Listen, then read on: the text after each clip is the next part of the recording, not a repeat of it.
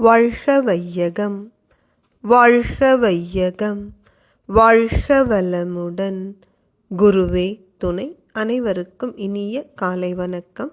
மகாகவி பாரதியின் சுயசரிதை பார்த்து கொண்டிருக்கிறோம்.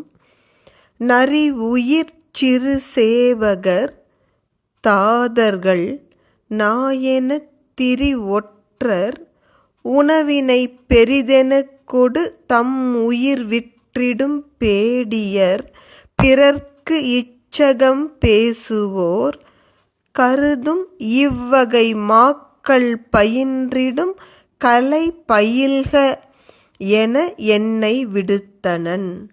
அருமை மிக்க மயிலை பிரிந்தும் இவ்வற்பர் கல்வியில் நெஞ்சு பொருந்துமோ? இந்த ஆங்கில கல்வியை பாரதி எப்படி சொல்கிறார் என்று பாருங்கள். பாரதியோட இதை படித்தா யாரும் தன் குழந்தை ஆங்கிலத்தில் பேசணும்னே விரும்ப மாட்டாங்க.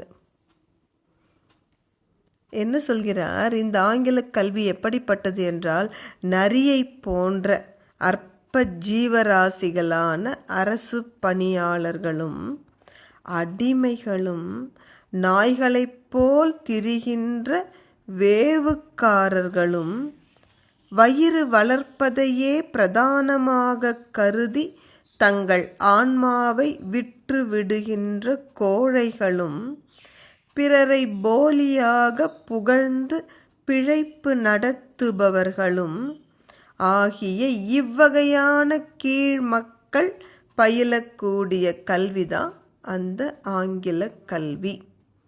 அத்தகைய கல்வியை கற்றுவா என்று என் தந்தையார் அனுப்பி வைத்தார். சும்மா இருக்க மனுஷனுக்கே அந்த மாதிரி ஒரு கல்வியை போய் படிக்க முடியாது. பாரதியோ ஒரு அழகிய இளம் பெண்ணிடம் தன் நெஞ்சை பறிகொடுத்தவர்.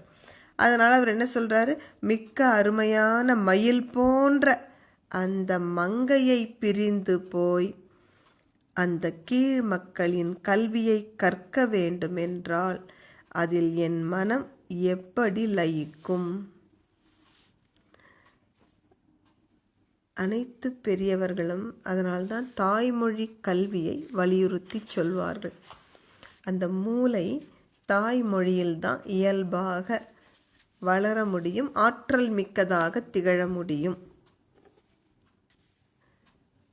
ஆங்கில மோகம் கொண்டு நாம் நம் குழந்தைகளது மூளையை இன்றைக்கி என்ன கசக்கிட்டு இருக்கோம். அதனால தான் குழந்தைகள் எதற்கும் லாயக்கில்லாதவர்களாக இருக்காங்க. ஒரு தன்னம்பிக்கை, தைரியம், கம்பீரம் எல்லாவற்றையும் தொலைத்து விட்டு அடிமை வாழ்க்கை வாழ்வதற்குத்தான் இந்த ஆங்கில கல்வி உதவும். எச்சரிக்கையோடு இருப்போம். அனைவருக்கும் நன்றி. வாழ்க வளமுடன்.